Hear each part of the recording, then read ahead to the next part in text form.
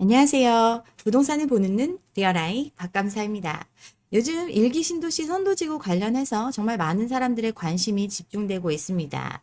분당, 평촌, 일산, 일기 신도시의 집값이 들썩인다고 하고 여기에 투자하면 새로운 기회에 마지막 기회를 얻을 수 있을 거다라는 기대감 때문에 기웃대는 사람들이 늘어나고 있어요. 근데 작금의 상황, 제3의 영끌을 또 양산시키는 게 아닌가 굉장히 우려스럽다고 볼 수 있습니다. 영끌의 개념 다 알고 계시죠? 영혼까지 끌어모으다의 신조어입니다. 대출을 영혼까지 끌어모아서라도 집을 사는 행태, 이를 영끌이라고 말하고 부동산 과열기에 정말 많은 젊은 사람들이 이런 선택을 했고 현재까지도 고통받고 있습니다. 미디어가 활성화되면서 온갖 투자를 꼬드기는 사람들 늘어났고 이 말에 자기가 감당할 수 없는 빚을 지고 집을 산 사람들 늘어났습니다. 주담대 30대가 가장 많이 받았고 또 집값이 사람들이 닿을 수 없는 가격이라고 인지하고 있음에도 여기에 분화방처럼 뛰어든 것 젊은 세대가 많이 뛰어들었어요.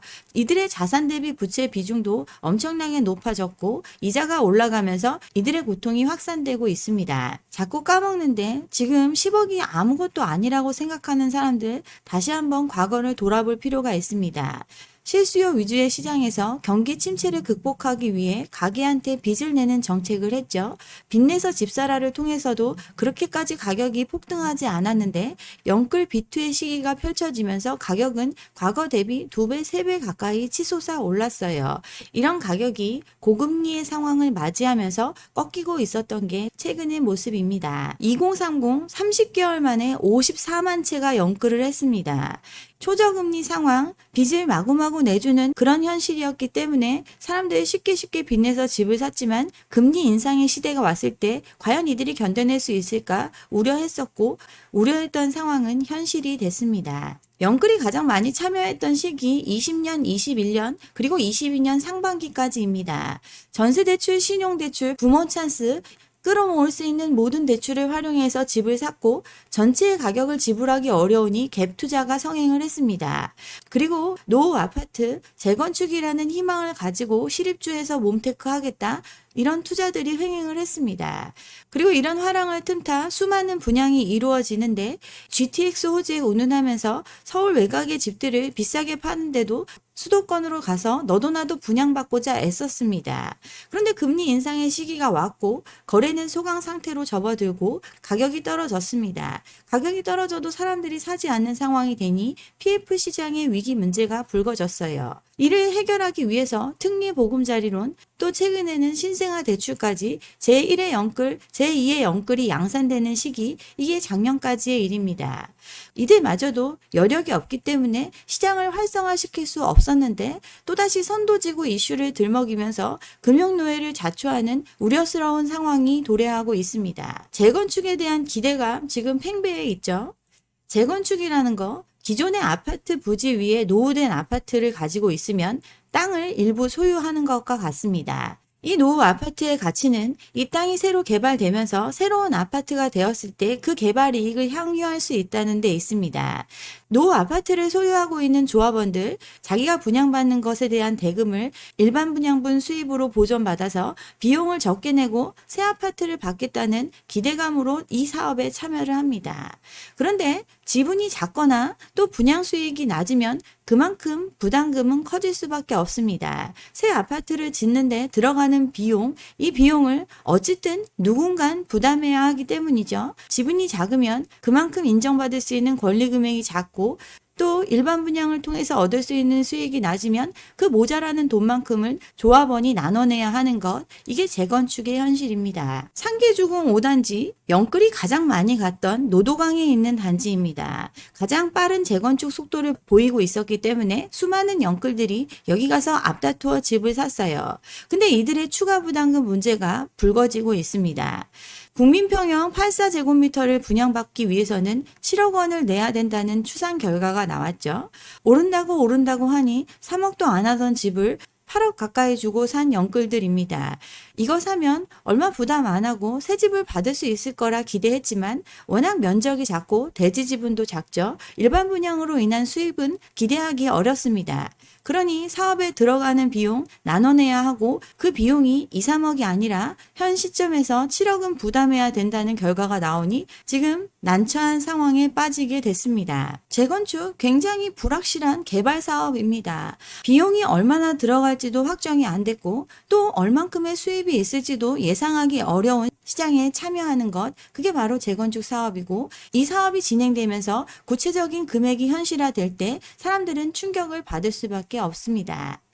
대조 1구역 유수의 시공사를 선정해서 공사를 진행하다가 올 1월에 공사가 중단이 됐습니다. 수많은 사람들의 중지를 모아 사업을 진행하는 것, 이것도 재건축 사업의 특성인데 여기에서 불협화음이 있으니 사업이 진척이 되지 않고 있고 대금을 받지 못한 시공사 공사를 중단했어요. 공사비 1,800억 원을 들였는데 아직 일반 분양 언제 할지 시기가 미정이니 이제 더 이상 돈 들여서 공사를 못하겠다 하고 배째라 한 거죠. 이들이 처음에 제시했던 공사비 평당 462만 원. 근데 공사비 시공사가 훨씬 더 좋은 설계안을 제시하고 또 물가 상승분, 자재 상승분 이런 거 감안해서 공사비 올려달라고 해서 결국 평당 520만 원에 합의를 하고 공사를 시작했습니다. 근데 이들의 전제 언제까지는 일반 분양을 통해서 대금 지급이 시작돼야 된다 이런 거였는데 언제 될지 모르니 이게 조합 사정상 멈추니 시공사 공사를 중단을 했습니다. 공사를 중단하면 그동안 들어간 공사비에 대한 이자 그리고 빌려준 사업비에 대한 이자 또 이들 또한 빌려서 대주고 있는 거기 때문에 그에 따른 금융비용 전부 다 조합원 몫으로 돌아가게 되니까 지금 이들 생각했던 것보다 더 많은 돈을 내놔야 하는 상황이 됐어요. 공사 재개를 위해서 이제 조합원들 분양 신청 받고 일반 분양하겠다 사업을 정상화하기 위한 노력을 하고 있는데 사업에 참여한 조합원들은 시행자입니다. 그리고 동시에 이들이 만들어낸 아파트의 대부분을 다시 사주는 소비자이기 때문에 최초 들어간 권리가액 외에는 나머지는 분담금의 형태로 비용을 지불하게 되죠. 일반 분양 가격을 올려서 비용을 충당하고 모자라는 돈을 나눠내는 것, 이게 바로 추가 공사비인데 일반 분양가에 대해서도 확신이 없습니다. 일반 분양가 시장의 상황이 호황이어야 비싸게 팔 수 있죠. 이런 문제에 당면해 있습니다. 남양주 진주 아파트 조합의 갈등으로 인해서 전체 가구가 통경매에 내몰리게 됐습니다. 재건축 사업 과정에서 빌린 브릿지론의 이자 납입이 안 되면서 더 이상 대출을 해주지 않겠다고 통보를 받았고 이로 인해서 집을 날릴 위기에 처하게 됐어요. 사업비 규모 9천억에 달하는 대형 프로젝트입니다. 이미 이주와 철거를 했으니 이주비 이자 또 이미 자금 집행된 것들에 대한 이자 이런 부분들은 시간이 갈수록 쌓여가고 있습니다. 시공사를 선정을 했지만 공사비 갈등으로 법정 공방을 벌였고 시공사 자르려고 했다가 안 됐죠 결국. 그래서 다시 시공사와 협의를 해야 되는데 공사비 원래 얘기했던 것보다 60% 가까이 올려달라고 시공사가 요구를 했고 조합은 이거 못한다 부결을 시켰고 다시 내분을 통해서 사업이 지지부진 흘러가니 결국 통경매에 붙여지는 상황까지 오게 됐습니다. 돈을 빌려서 사업을 하고 있고 남의 돈 공짜가 아니기 때문에 그에 대한 비용은 시간이 지나면 지날수록 쌓여가고 있고 이걸 갚지 못하면 결국 집을 날리게 되는 것, 이게 바로 재건축 사업이 망가졌을 때 벌어지는 현상입니다. 일단 시공사가 선정이 되면 시공사의 입장은 갑이 됩니다. 조합원들이 최초의 총회를 통해서 결정한 설계 이거대로 하기엔 시공사가 제시하는 멋진 설계안이 훨씬 좋아 보입니다. 또 커뮤니티 시설, 단지의 고급화 이런 걸 해야 나중에 비싸게 팔 수 있다. 이런 눈높이가 있으니 원하는 수준은 높고 여기에 들어갈 비용을 낼 생각은 없습니다. 그러니 시공사와 마찰이 있고 이로 인한 갈등이 여기저기서 벌어지고 있는 게 현실입니다. 그렇지만 이거에 대해서 중재해 줄 수 있는 사람 아무도 없죠. 또 조합이 대형 건설사를 상대로 이기는 확률 거의 없습니다. 치솟는 재건축 공사비 검증할 심판 없죠. 최근에 둔촌주공도 동일한 문제를 겪었었는데 공사비 증액분에 대해서 부동산원의 판단을 맡겼어요. 부동산원에서는 전체 금액 중에 10%만 검증이 가능하다고 했고 그것도 받아들일지 말지는 당사자 간의 협의해서 결정하도록 했습니다. 아무런 강제성이 없고 그들의 검증 능력 또한 시장의 의심을 받고 있습니다. 검증을 할 때 조합에서 어떤 자료를 제시할 수 있는 게 아니죠. 결국 시공사가 제시하는 자료를 토대로 검증 역량에 대한 신뢰도가 낮은 사람들이 검증을 한 결과 이를 통해서 협의 중재하는데 어느 쪽의 입장이 더 많이 받아들여질 수 있을까요? 이미 빚더미에 올라가 있는 사람들 끌려갈 수밖에 없고 결국 시공사가 위너입니다. 이미 재건축을 추진 중인 사업장들 시공사 찾기가 매우 어렵죠. 시공사 찾기 어려운 이유 공사를 할 때 대금을 전부 다 외상으로 하는 재건축 사업의 특성상 지금과 같은 긴축의 상황, 자금 확보가 무엇보다 중요한 상황에서 섣불리 공사를 수주하지 않으니 시공사 찾기가 어렵죠. 강남 같은 경우 최고급으로 짓겠다. 그러면 유수의 브랜드를 달아야 하고 대형 건설사들을 대상으로 공사해달라고 요청하고 있지만 이들 지금 시큰둥한 반응을 보이고 있습니다. 강남의 한 단지 예전 공사비 4,600억, 평당 805만 원을 제시를 했는데 4,600억, 전체 조합원 648세대니까 기본적으로 사업을 하는 주체가 내야 되는 비용, 공사비만 세대당 7억 가까이 부담을 해야 되는 것, 그만큼 사업에 대한 비용 부담 문제 심각합니다. 강남 재건축 예전에는 낮은 금액으로 서로 수주하려고 안달이었죠. 이유는 강남에 자기네들 브랜드 달면 홍보도 되고 또 다른 사업을 수주하기 유리한 입장이 되니까 낮은 금액이라도 서로 따려고 했던 그런 과거의 모습이 있었지만 최근 들어서는 그렇게 했다가는 미치는 장사기 때문에 섣불리 들어가지 않아서 시공사 선정 어려운 상황이 여기저기서 펼쳐지고 있습니다. 평당 900만 원, 평당 1000만 원 가까이 제시를 해도 일반 분양 물량이 적고 사업성 확보가 어렵다고 판단되니 잘 안 들어오고 있어요. 일반 분양을 하면 기본적으로 수입이 들어오는 게 전제가 되지만 모든 공사비를 일반 분양분으로 감당할 수가 없습니다. 그러면 결국 조합원들 주머니에서 나머지 비용을 내게 해야 되는데 조합원들 조금이라도 공사비 올라가면 지금 난리치고 사업이 오히려 지연되고 이런 상황이 되니까 이런 리스크를 감안하면 들어가도 이익이 없을 거다라고 판단하고 있고 그게 지금 현실로 벌어지고 있습니다. 재건축 비용에 대한 부분 사업이 완결될 때까지 확정되지 않습니다. 재건축에 들어가는 비용, 공사비, 사업비, 금융비용 이렇게 크게 나눠볼 수 있습니다. 공사비 같은 경우 일단 시공사를 선정하고 나면 그들이 제시하는 가격 결국 따를 수밖에 없습니다.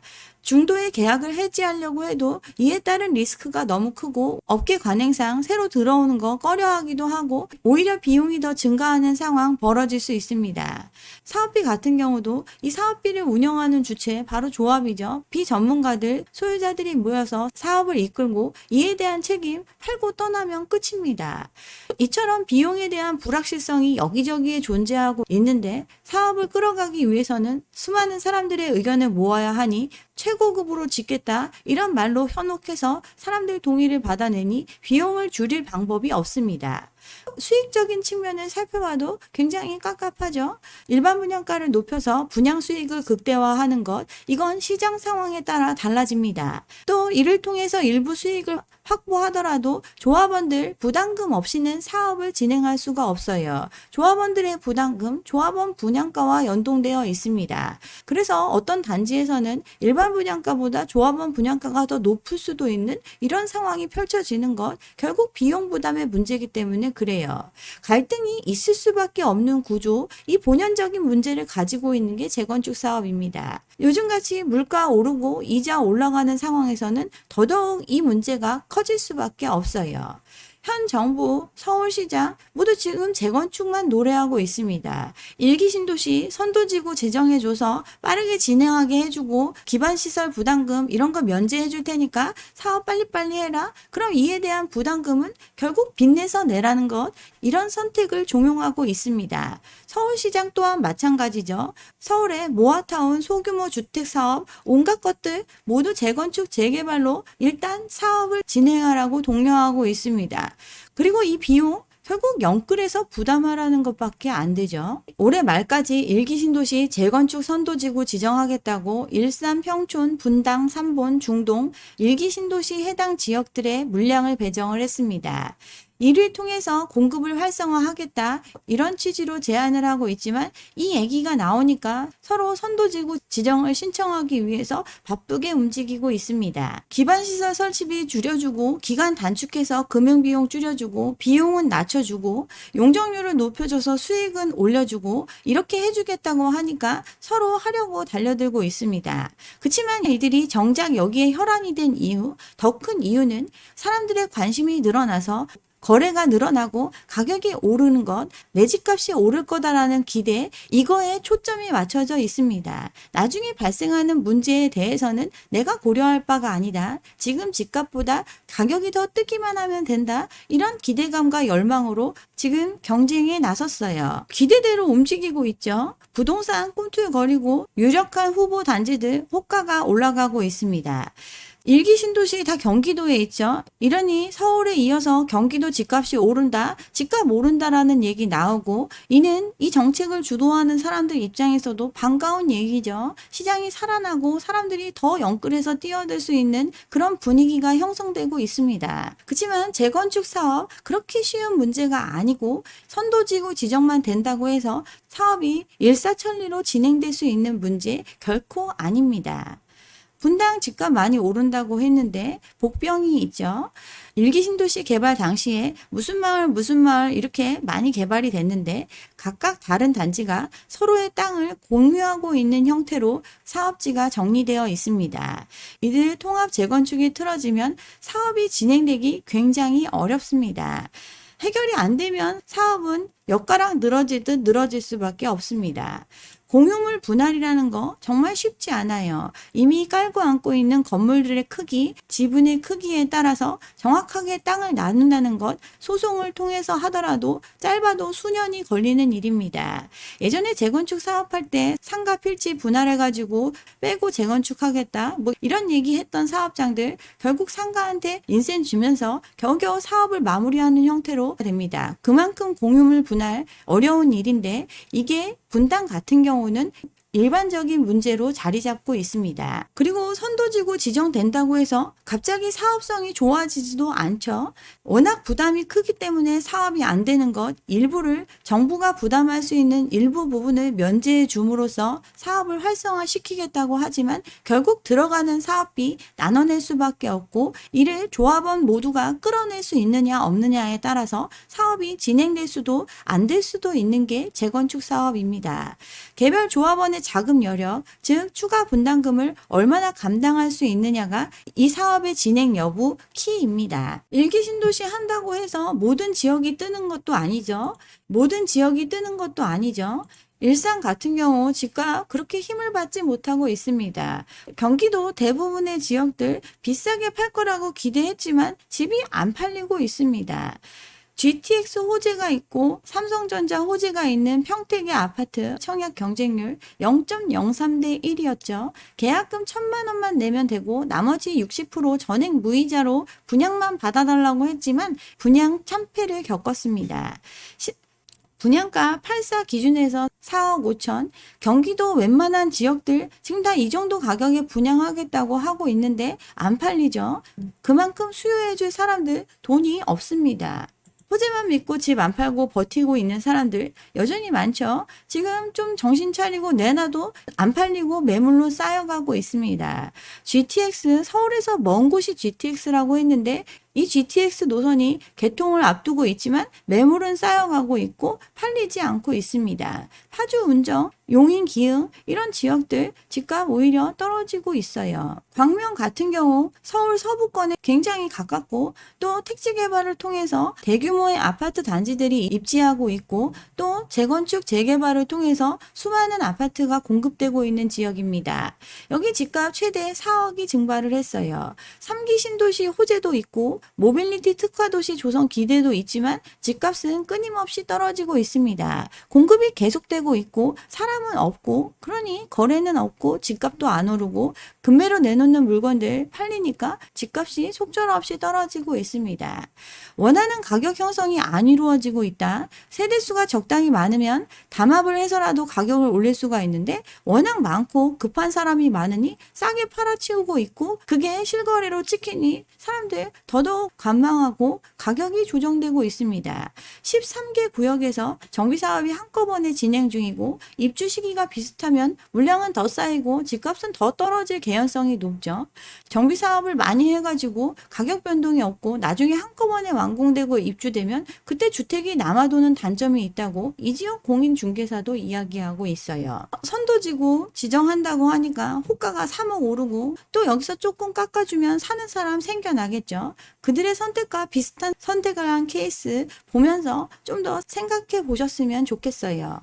상계주공 5단지 5억도 비쌌는데 7억 내라고 추정 분담금 더 올라갈 걸로 예상되고 있습니다. 이들이 3억도 안 하는 집 8억까지 주고 샀던 이유 주변의 신축 아파트가 비싸게 팔릴 수 있다라고 하니까 그런 거죠.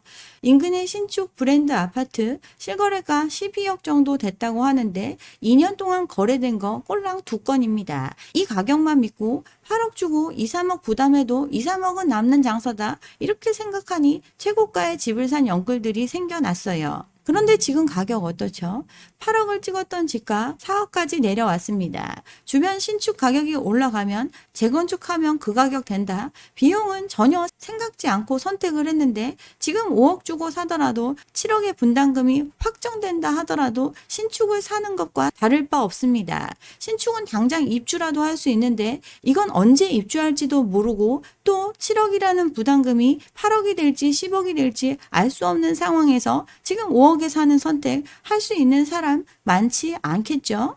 3억 정도 하던 집값이 8억까지 갔던 이유 영끌이 영끌 가격을 밟고 또 비싼 값을 지불하면서 앞다투어 샀던 현상이 벌어졌던 그 광란의 시기를 거쳤기 때문입니다. 여기에 참여한 사람들, 기존의 집을 갖고 있었던 사람들보다는 그 수가 작지만 상당수의 젊은이들이 여기에 빠지게 됐습니다. 가장 빠른 상계주공 5단지가 이 지경이었으니 주변도 마찬가지였습니다. 언제 할지 모르는 주변 단지들도 서로 선점하면 이것도 비슷하게 되겠지. 그럼 돈 벌 수 있겠지. 수많은 영끌들이 달려갔고 집값은 천정부지로 치솟아 올랐어요. 근데 지금 다시 원상태로 회복이 되고 있습니다. 2018년도 3억 하던 가격 지금 3억 5, 6천 하는 수준으로 계속 내려오고 있습니다. 지금 소득이 늘었고 사람들 돈 많다고 얘기하는 사람들 그 사람들 얘기대로면 더 이상 떨어지면 안 되겠죠. 버블에 참여한 일부 때문에 집값은 치솟아 오르고 치솟아 오른 호가에 기대서 상대적으로 저렴하다고 여겨졌던 분양 아파트들 불티나게 팔렸습니다. 이걸 영끌에서 산 수많은 사람들이 금융노예가 됐습니다. 버블에 참여한 일부가 만들어낸 거래가가 시세라는 믿음으로 광란의 시기에 참여했던 사람들 그 고점에 갇히게 됐습니다. 공급 부족 노래를 하면서 또 공급을 하겠다 이러면서 일기 신도시 선도지구 서울 재건축 이런 얘기 하고 있는데 지금 미분양이 쌓이고 있고 분양 치열하다고 사전 청약까지 했었는데 이 사전 청약 제도마저 유명무실해졌습니다. 공급은 계속 진행되고 있고 서울의 핵심 지역 유휴부지 개발 아직 현재 진행형입니다. 여기에 재건축, 비용도 수익도 기간도 알 수 없는 이 재건축 호재다. 그래서 어제보다 몇 억 비싼 값에 사도 나는 이익을 볼 수 있다. 이런 선택을 하는 것 과연 옳은 일일까요? 기간도 오래 걸리고 고금리의 상황 쉽게 잡히지 않습니다. 공사비는 올라가고 일반 분양을 통해서 비용 부담 줄여야 되는데 점점 미분양의 공포는 조여오고 있습니다. 인구는 폭발적인 감소를 보이고 있고 재건축을 해서 자기 부담금 끌어내서 나중에 훨씬 비싸게 살 수 있다라는 믿음으로 기존에 살던 사람들조차 빚의 구렁텅이로 빠뜨리는 제3의 영끌을 양산할 수 있는 지금의 상황, 정말 위험하다고 볼 수 있어요. 재건축 진짜 추진이 되려면 차라리 초기 사업 비용이 바닥이어야 합니다. 기존 가격이 낮아져야 그나마 사업의 비용을 부담하면서 사업을 완결시킬 수 있다는 것, 이건 절대 달라지지 않는 팩트입니다. 네. 여기까지 오늘 준비한 내용이고요. 오늘 제 영상이 좋았다면 좋아요와 구독 잊지 마시고 다음 영상도 함께 해주시기 바랍니다. 감사합니다.